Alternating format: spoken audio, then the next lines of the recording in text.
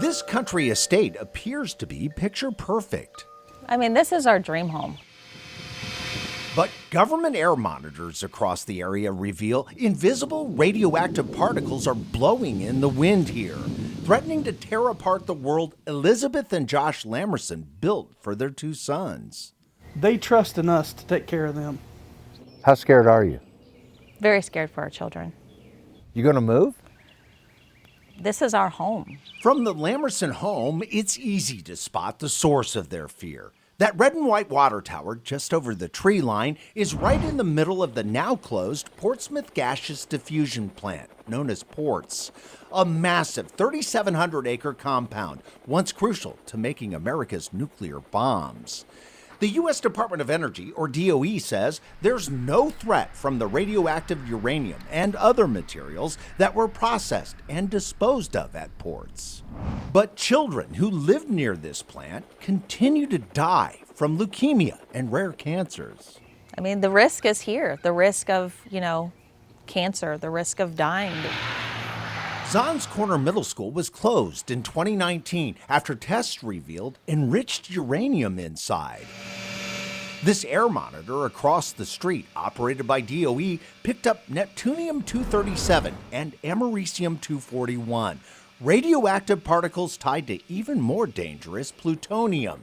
Both the monitor and school are 4 miles from ports. That's 8 times farther away than the Lamerson home, which is just a half-mile from the plant.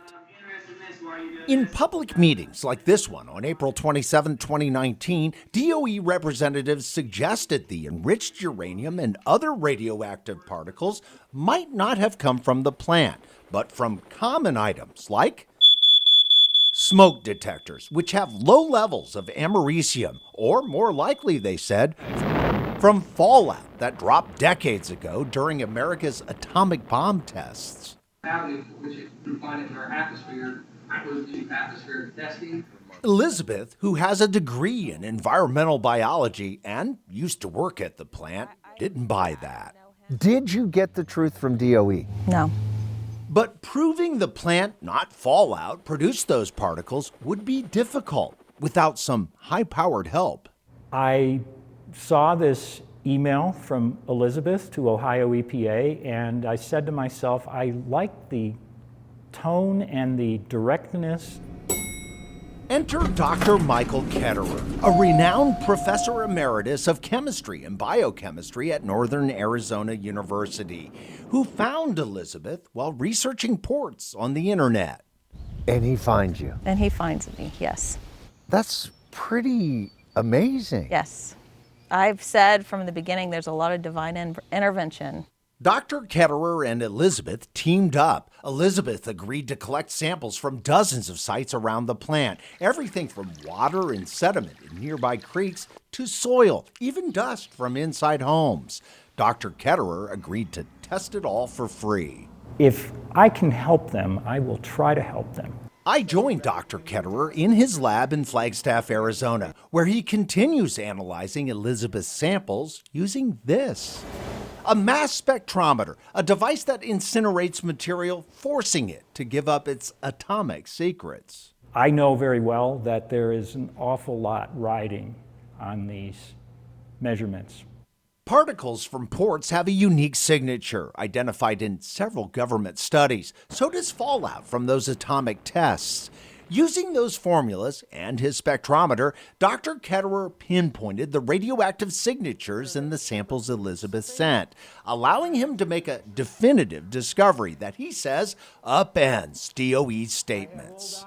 It's impossible. It's absolutely impossible for the source of this to be nuclear weapons testing fallout.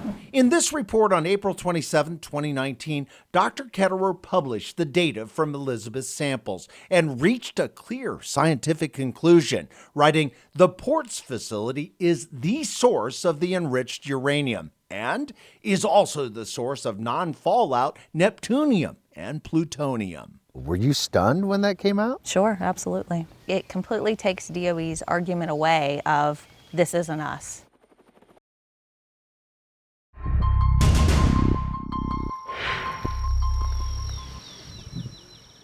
In a land where the Appalachians spill into the hills of southern Ohio, the breeze brings more than just wind. Radioactive elements are drifting around this, the now closed Portsmouth Gaseous Diffusion Plant, or PORTS, a massive complex that enriched uranium for America's atomic arsenal. In 2019, testing at the now closed Zahns Corner Middle School revealed enriched uranium inside. Samples in scientific studies have uncovered more uranium and particles associated with plutonium in the nearby environment, too. This is our home. Josh and Elizabeth Lamerson, who live just a half-mile from Ports, blame their neighbor for contaminating their community. When you worry about your children, what are you most worried about? Cancer. Pike County is at the top of the list for cancer rates in Ohio. The U.S. Department of Energy, or DOE, points to data it obtains from 15 air monitors it owns and operates around the plant to say those radioactive particles are significantly below limits set by state and federal environmental laws. While that's not in dispute, where those particles come from is. In meetings and statements, DOE continues to say ports might not be the source of the radiation, that the contamination may be tied to fallout from nuclear bomb tests that happened decades ago. Avenue, which you find it in our atmosphere, that was due to atmospheric testing. Did you get the truth from DOE? No. The Lamersons say they don't believe DOE. So you didn't trust them? No, absolutely not. But DOE controls the monitors and the message. Then Josh came up with an idea. Just a harebrained idea. To buy his own monitor and check the air himself. I just figured if DOE could have them, we could have them. Forgive me, what's your degree in, sir? I don't have a degree. But his wife does. I have a degree in environmental biology. From Ohio University. So Josh convinced Elizabeth to spend $5,000 to buy and operate this. That doesn't look like $5,000 to me. Doesn't. But inside this modest-looking monitor is a state-of-the-art machine. It is the same brand of air monitor that DOE uses. Here at the top, filters like this one capture particles with a clear purpose to discover what's in the air. Yeah. If it's here, Yeah, it's everywhere. exactly. Elizabeth began collecting those filters. You didn't have lined up a No. lab to examine this, right? When Correct. you put it Then she met Dr. Michael Ketterer, a professor emeritus of chemistry and biochemistry at Northern Arizona University. Dr. Ketterer and Elizabeth teamed up. First, Elizabeth collected water, soil, and dust samples in an area surrounding the plant. Dr. Ketterer analyzed all of it for free. If I can help them, I will try to help them. In 2019, Dr. Ketterer released this report on Elizabeth's samples, concluding the Ports facility is the source of the enriched uranium and is also the source of non-fallout neptunium and plutonium. Next, Dr. Ketterer turned his attention to the Lamerson's monitor to answer the question of what's in the air. Inside the Science and Health Building on the campus of Northern Arizona University, I met up with Dr. Ketterer at work in his lab, where he continues to cut up Elizabeth's filters and analyze them using a high-temperature argon plasma mass spectrometer. Dr. Ketterer plotted the particles he found from those filters on this graph that he says reveals enriched uranium captured by the Lamerson's air monitor that could not be naturally occurring. In March 2020, Dr. Ketterer released this report, concluding it is evident enriched uranium emissions from ports is the single explanatory source of the particles floating in the air and captured by the Lamerson's air monitor. How valuable do you think your monitor has been? I think it's very valuable. Why? I mean, because it gives us data that we can trust. Data that Dr. Ketterer and Elizabeth say reveals the truth about what's really in the air here. That there's contamination coming from the facility, from the DOE facility. I consider these to be pretty much the most important samples I've ever analyzed in my whole life. Dwayne Pullman, Local 12 News.